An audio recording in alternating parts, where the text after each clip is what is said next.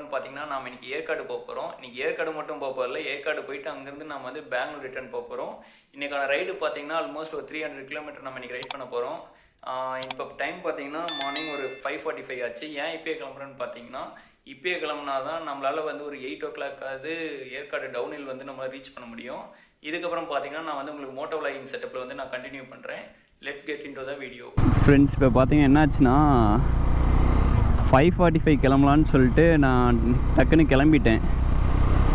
அதுக்கப்புறம் இப்போ இவ்வளோ லேட் ஆகிடுச்சுன்னு பார்த்தீங்கன்னா, இந்த கோப்ரோவோட இந்த மவுண்ட்டு இது வந்து ஃப்ரண்ட் ஆங்கிள்லேருந்து எடுக்கிறதுக்காக இன்றைக்கி ட்ரை பண்ணுவோம் அப்படின்னு சொல்லிட்டு ஃபிக்ஸ் பண்ணதில் பார்த்தீங்கன்னா 1/2 hour எப்படி போச்சுன்னே தெரில.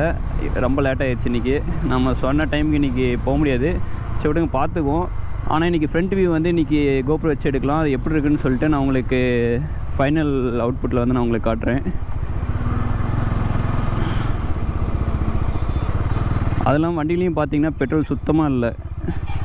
இன்னும் 1 பாயிண்ட் தான் இருக்குது. இன்னும் கொஞ்ச நேரத்தில் பிளிங்க் ஆக ஆரம்பிச்சிடும். நம்ம அதுக்குள்ளே போய் நம்ம பெட்ரோலும் ஃபில் பண்ணிக்குவோம்.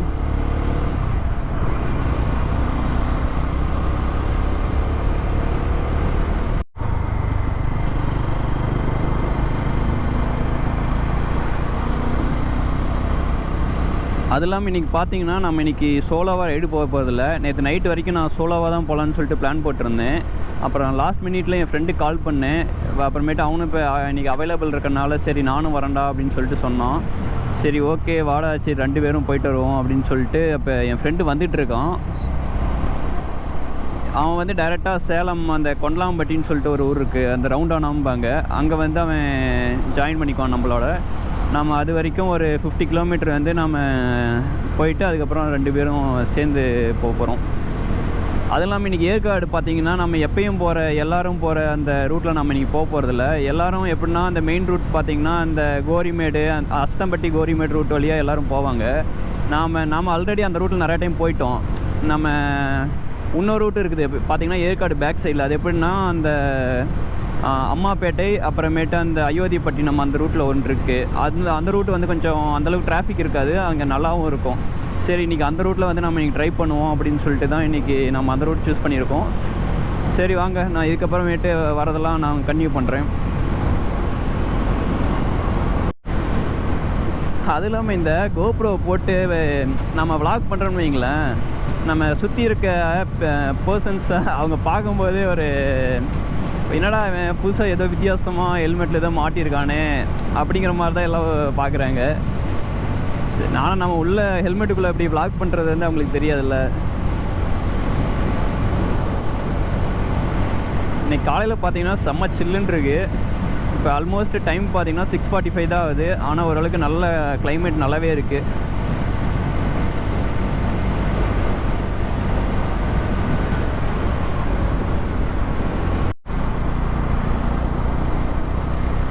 நம்ம பெட்ரோல் ஃபில் பண்ணிக்குவோம். நான் எப்பயும் ரெகுலராக பாரத்தில் தான் ஃபில் பண்ணுவேன்.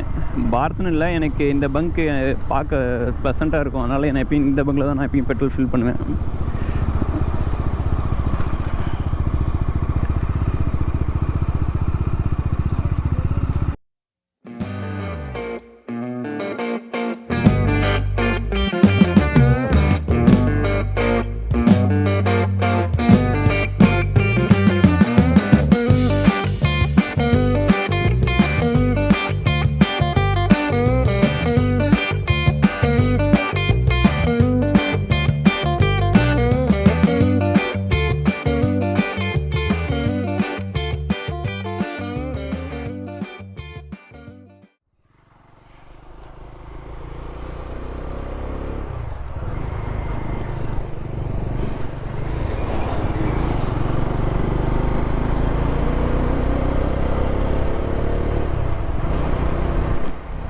கைஸ், இப்போ பார்த்தீங்கன்னா பெட்ரோல் ஃபில் பண்ணிட்டேன். எனக்கு தெரிஞ்சு இன்றைக்கி மைலேஜ் எவ்வளோ தரப்போகுதுன்னு எனக்கு தெரில. ஏன்னா ஹில்ஸில் வேறு ஓட்டுறோமா. இருங்க நம்ம ரீசெட் பண்ணிக்குவோம். ஆட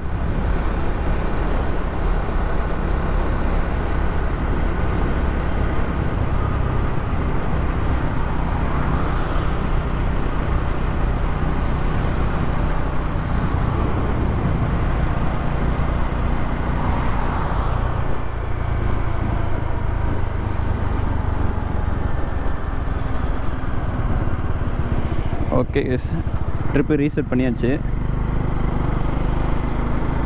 ஆக்சுவலாக நீங்கள் பெங்களூர்லேருந்து வரும்போது ஆல்மோஸ்ட் ஒரு 35 பக்கமாக ஆவரேஜ் மைலேஜ் தந்துச்சு. அன்றைக்கி ஹைவேங்கனால அவ்வளோ மைலேஜ் தந்துச்சு. இன்றைக்கி எவ்வளோ தரப்போகுதுன்னு எனக்கும் தெரியல. ஆனால் சிட்டிக்குள்ளே பார்த்தீங்கன்னா ரொம்ப ஒஸ்ட்டான மைலேஜ் தருதுங்க. இது பம்பர் டு பம்பர் பெங்களூர் டிராஃபிக்லாம் பார்த்தீங்கன்னா எனக்கு 18-19 தான் தருது. எனக்கு தெரிஞ்சு இந்த டாமினார் வந்து ஒன்லி ஃபார் ஹைவே டூரிங்க்கு மட்டும்தான் நம்மளால் யூஸ் பண்ண முடியும். சிட்டிக்கெலாம் யூஸ் பண்ணால் பெட்ரோல் நம்ம டெய்லியும் பெட்ரோல் போட்டுக்கிட்டே இருக்கணும். இன்றைக்கே பார்த்தீங்கன்னா நான் ஒரு 500 போட்டிருக்கேன். அதுவும் கரெக்டாக ஒரு இதோட எக்கனாமியே பார்த்தீங்கன்னா ஒரு 85 to 90 ஓட்டினா ஓரளவுக்கு நல்ல மைலேஜ் தரும். ஆனால் அதுக்கு மேலே நம்ம போயிட்டோம்னாவே அந்த டிராஸ்டிக்காக அப்படியே மைலேஜ் கொஞ்சம் கொஞ்சமாக ட்ராப் ஆக ஆரம்பிச்சிடும். ஆனால் சொல்லி ஆகணும், டாமினார் டூரிங் க்ரூசிங்க்கு சூப்பரான ஒரு வண்டி. எப்படின்னா ஒரு சிங்கிள் டே நாள் ஃபுல்லாக ஒரு 90 to 100 அந்த 110 இதுலேயே நம்ம நாள் ஃபுல்லாக க்ரூஸ் பண்ணலாம். இத்தனை நாளாக தெரியல எனக்கு இந்த டாமினாரோட அருமை. அந்த ஹைவே க்ரூசிங்க்கு அந்த டூரிங்க்கெலாம் வந்து ஏன் நிறைய பேர் டாமினார் ப்ரிஃபர் பண்ணுறாங்கன்னா அதுக்கு இது ஒன்று தான் காரணம். அந்த க்ரூசிங்க்கு சூப்பரான ஒரு வண்டி இந்த டாமினார். நீங்கள் ஏதாவது டாமினார் வாங்குற மாதிரி இருந்தால் டாமினார் 250, 400 ரெண்டுமே வாங்கலாம். ரெண்டுமே ப்ரிஃபரபிள் தான். வந்து உங்களுக்கு பவர் ரொம்ப அதிகமாக வேணும், வந்து டாமினார் 400 வந்து 40 bhp பவர் வருது, உங்களுக்கு பவர் அதிகமாக வேணும்னா நீங்கள் ஆப்வியஸாக நீங்கள் டாமினார் 400 போகலாம். நான் யூஸ் பண்ணுறது டாமினார் 250. இது வந்து பவரில் எந்த ஒரு லேக்குமே இருக்காது. ஆக்சுவலாக உங்களுக்கே தெரியும், டாமினார் 250 இன்ஜின் பார்த்தீங்கன்னா KTM டியூக் 250 டிரைவ் பண்ண சேம் இன்ஜின் தான் இது. அதனால் பவரில் எந்த ஒரு குறையுமே இங்கே வைக்கல. அதனால் க்ரூசிங்க்கு ஒரு நல்ல வண்டி. இன்னும் நமக்கு பார்த்தீங்கன்னா இன்னும் கொண்டலாம்பட்டி போகிறதுக்கு இன்னும் 35 கிலோமீட்டர் இருக்குது. அங்கே போயிட்டு என் ஃப்ரெண்டு வந்தோடனே நான் வந்து விளாக் கண்டினியூ பண்ணுறேன். நடுவாண்ட வேறு ஏதாவது இன்ட்ரெஸ்டிங்காக இருந்துச்சுன்னா நான் மறுபடியும் நான் கண்டினியூ பண்ணுறேன். கைஸ் இப்போ பார்த்தீங்கன்னா நம்ம சங்ககிரி டோல் பக்கமாக வந்துவிட்டோம். இதுதான் நம்மளோட ஃபஸ்ட் டோலு.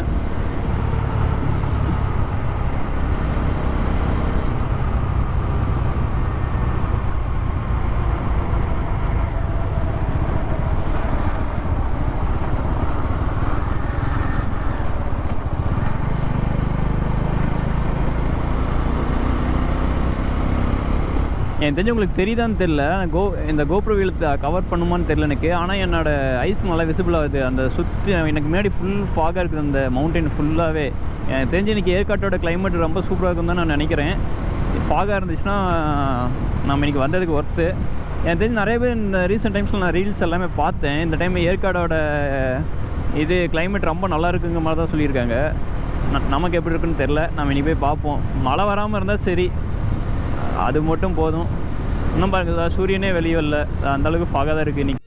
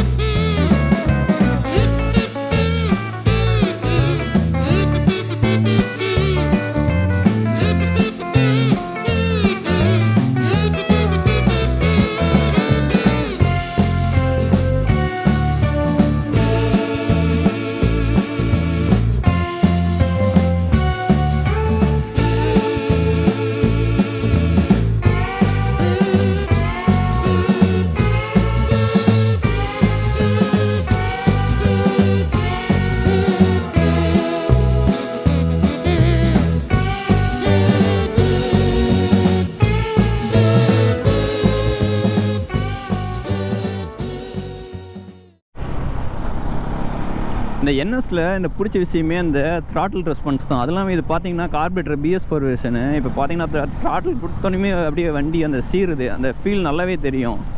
நம்ம டாமினார் பார்த்தீங்கன்னு வைங்களேன், அதோட வெயிட்டுக்கு வந்து அது வந்து அந்தளவுக்கு ஃபீல் பண்ண முடியாது. ஏன்னா டாமினாரில் பார்த்தீங்கன்னா ஆல்மோஸ்ட் 200 kg வருது டாமினார். அது இல்லாமல் இது ஒரு 2 பில்லியன்லாம் ஏறிட்டாங்கன்னா ஆல்மோஸ்ட் ஒரு 350 kg வந்துடும் பைக்கோட வெயிட்டு. அதனால் அதில் வந்து அந்த ஃபீல் வராது. ஆனால் என்எஸ் பார்த்தீங்கன்னு வைங்களேன், வெயிட்டு ஓரளவுக்கு கம்மியாக இருக்கனால அந்த த்ராட்டில் ரெஸ்பான்ஸ் முறுக்கணுன்னே அந்த சல்லுன்னு அந்த த்ராட்டில் ரெஸ்பான்ஸ் சூப்பராகவே இருக்குது என்எஸில் பொறுத்த வரைக்கும்.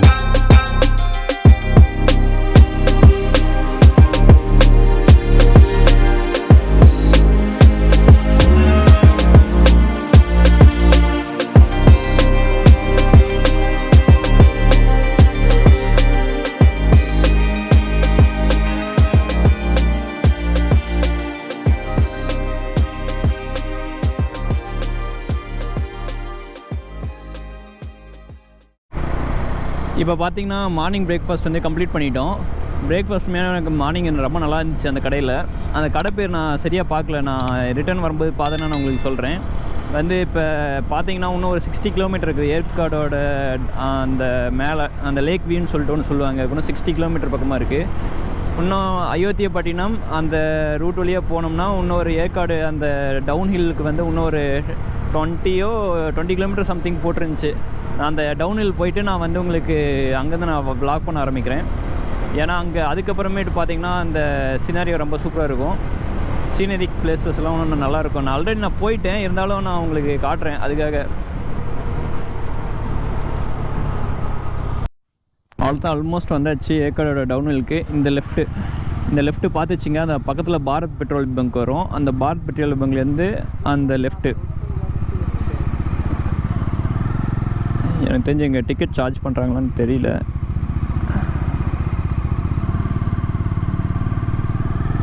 இல்லை பைக்கு ஃப்ரீ தான் போல்.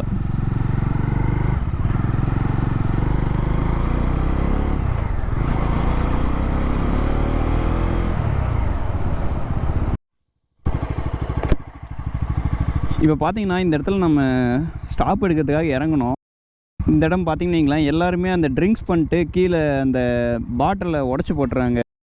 ஏன் இந்த மாதிரி உடச்சி போடுறாங்கன்னு தெரியல. அதுக்கு பேசாமல் அப்படியே வச்சுருந்தா கூட க்ளீன் பண்ணும்போது ஈஸியாக இருக்கும். நான் இப்போ கரெக்டாக இறங்கும்போது கரெக்டாக காலை கண்டிப்பாக கிழிச்சிருக்கும். என்ன ஒரு ரெக்வஸ்ட் பார்த்தீங்கன்னா, குடிச்சிட்டு கீழே போட்டு உடைக்காதீங்க, அப்படியே பாட்டில் வச்சுருங்க. இதுதான் என்னோடய கைண்ட் ரெக்வஸ்ட்டு. ஏன்னா இப்போ நமக்குன்னா நம்ம பார்த்து இப்போ இறங்கி பார்த்து நடந்து போயிடுவோம். இதே ஒரு அனிமல்ஸ், இந்த நாய், இந்த மாதிரி ஒரு மாடு, இந்த மாதிரிலாம் நடந்து வரும்போது கண்டிப்பாக அது காலில் கிழிச்சிச்சுன்னா வந்து அது பெரிய செப்டிக் ஆகி கண்டிப்பாக அது பெரிய இஷ்யூ ஆயிரும். அதனால் எனக்கு கைண்ட் ரெக்வஸ்ட், யாருமே வந்து ட்ரிங்க்ஸ் பண்ணிட்டு பாட்டில் மட்டும் கீழே போட்டு உடைக்காதீங்க, அப்படியே கூட வச்சுட்டு வந்துடுங்க. க்ளீன் பண்ணுறதுக்கு ஈஸியாக இருக்கும். இதுதான் நான் உங்கள்கிட்ட சொல்லிக்கிறது. இப்போ பார்த்தீங்கன்னா ஏற்காடு ஏற ஸ்டார்ட் பண்ணிட்டோம். இப்போ வந்து கிளைமேட் பார்த்திங்கன்னா சூப்பராக இருக்குது, ஓரளவுக்கு சன்னியாக தான் இருக்குது. இதுதான் ஏற்காடு செக் போஸ்ட், இங்கே தான் இருக்குது. நம்ம பரவாயில்ல, எதுவும் சார்ஜ் பண்ணல. ஆனால் கீழே வரும்போது சார்ஜ் பண்ணாங்க. பைக்கு ஃப்ரீ தான் போல், ஆனால் இது காருக்கு இதுக்கெலாம் வந்து சார்ஜஸ் இருக்குது போல். சார்ஜ் பண்ணாங்க காருக்கெலாம். எனக்கு இப்போ தான் நான் ஃபஸ்ட் டைம் வந்து டாமினா 250 வாங்கி இப்போ தான் ஃபஸ்ட் டைம் ஹில்ஸுக்கு எடுத்துறேன். இது வரைக்கும் நான் ஹில்ஸ்லேயே ஓட்டினதில்லை. ஹில்ஸில் ஓட்டினதில்லை மீன்ஸ் இந்த டாமினா 250 இப்போ தான் ஃபஸ்ட் டைம் ஹில்ஸில் ஓட்டுறேன்.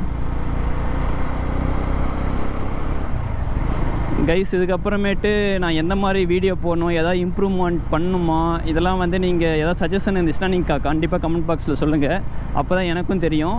இதுக்கப்புறம் நீங்கள் எங்கேயாவது வேறு பிளேஸுக்கு போய் நீங்கள் எக்ஸ்ப்ளோர் பண்ண சொன்னீங்கன்னா நான் கண்டிப்பாக அந்த பிளேஸுக்கு போய் நான் கண்டிப்பாக எக்ஸ்ப்ளோர் பண்ணி போடுறேன் அந்த வீடியோ. இது ஃபஸ்ட் டைம் நான் மோட்டோ விளாக் பண்ணுறனால கொஞ்சம் அந்த மாதிரி என்ன சொல்கிறது, டைலாக் டெலிவரி, அந்த ஸ்பீச் இதெல்லாம் வந்து கொஞ்சம் ஒழுங்காக டெலிவரி ஆகலைன்னா கொஞ்சம் மன்னிச்சிக்கோங்க. இப்போ தான் ஃபஸ்ட் டைம் நான் வந்து மோட்டோ விளாகிங் பண்ணுறேன். இதுதான் சொல்லப்போனால் ஃபஸ்ட்டு வீடியோவே இந்த ஏற்காடு சீரியஸ் தான். இது ஃபஸ்ட்டு வீடியோ. இதுக்கப்புறம் வர வீடியோலாம் பார்த்தீங்கன்னா கண்டிப்பாக இம்ப்ரூவ்மெண்ட் கண்டிப்பாக பண்ணுறேன். வந்து இந்த ஒரு வீடியோ மட்டும் கொஞ்சம் அட்ஜஸ்ட் பண்ணிக்கோங்க. அது இல்லாமல் நான் என்னென்ன வகையில் நான் வந்து வீடியோ வந்து இம்ப்ரூவ் பண்ணணும் அப்படிங்கிறதையும் வந்து நீங்கள் மறக்காமல் மென்ஷன் பண்ணுங்கள். அப்போ தான் எனக்கும் தெரியும் நான் வந்து எதில் வந்து நான் வீக்காக இருக்கேன், எதை வந்து இம்ப்ரூவ் பண்ணணும் அப்படிங்கிற மாதிரி எனக்கும் தெரியும். இந்த கரெக்டாக ஹேர்பின் பெண்டில் போகும்போதெல்லாம் பார்த்து நீங்கள் மேலே வண்டி வருதா இல்லையா அப்படின்னு சொல்லிட்டு செக் பண்ணிட்டு பார்த்து கேர்ஃபுல்லாக ஓட்டுங்க. ஏன்னா ஹில்ஸ் வந்து ஏறும்போது பார்த்திங்கன்னு வைங்களேன், கொஞ்சம் பார்த்து சேஃபாகவே ரொம்ப ஓட்டணும். அது இல்லாமல் நீங்கள் டவுன் ஹில்லில் இறங்கும்போது இந்த ஒரு விஷயம் நோட் பண்ணிக்கங்க. டவுன் ஹில்லில் இறங்கும்போது நீங்கள் இறங்கிட்டு இருக்கும்போது ஒரு ட்ரக்கு இந்த மாதிரி ஒரு லார்ஜ் வெஹிக்கிள்லாம் ஏறுதுன்னா உங்களுக்கு கண்டிப்பாக நீங்கள் அங்கேயே நின்று வழி விட்டுருங்க. ஏன்னா அவங்க வந்து கீழேருந்து மேலே ஏற்றுறது வந்து ரொம்ப கஷ்டமாக இருக்கும். அதனால் அந்த டைமில் நீங்கள் வந்து யாரும் ஓவர்டேக் பண்ணாதீங்க.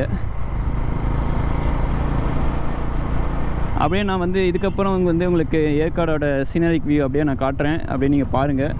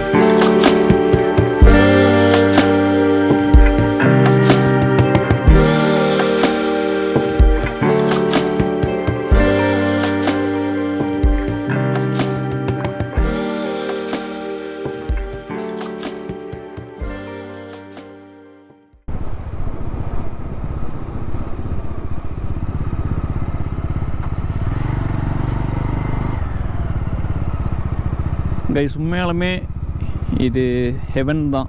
அவ்வளோ சூப்பராக இருக்குது இந்த பிளேஸ். உங்களுக்கு நீங்கள் பார்த்தாவே தெரியும். கிளைமேட் வந்து ரொம்ப நல்லாவே இருக்குது. ரொம்ப சில்லுன்னு டிராஸ்டிக்கலாக சேஞ்ச் ஆகுது. எனக்கு தெரிஞ்சு நாங்கள் ரூட்டு தப்பாக வந்துட்டோம்னு நினைக்கிறேன். தப்பாக வந்தாலும் இந்த பிளேஸ் வந்து சூப்பராக இருக்குது.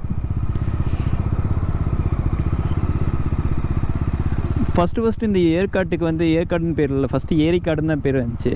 அந்த பிரிட்டிஷ்க்கு ரிட்டையர் கார்னல் வந்து பார்த்திங்கன்னா இங்கே காஃபி பிளான்டேஷன் வந்து அதிகமாக பண்ணார். இந்த ஆஃப்ரிக்காவிலேருந்து அந்த காஃபி விதையை எடுத்துகிட்டு வந்து இங்கே வந்து பிளான்டேஷன் பண்ணியிருக்காரு. இன்னுமே அவர் பிளான்டேஷன் பண்ண அந்த காஃபி தோட்டம் வந்து இன்னுமே இருக்குது அப்படின்னு சொல்லிட்டு ஏற்காட்டில் சொல்கிறாங்க. முடிஞ்சதுன்னா நான் அதை போய் வந்து வேணால் எக்ஸ்ப்ளோர் பண்ணி வேணால் நான் வீடியோ போடுறேன். கைஸ், இங்கேயே நின்றுக்கும். ஆனால் நம்ம வந்த ரூட்டு வந்து இப்போ தப்பான ரூட்டு. நம்ம ரூட்டு தப்பாக வந்துட்டோம், கீழே வந்துட்டோம்.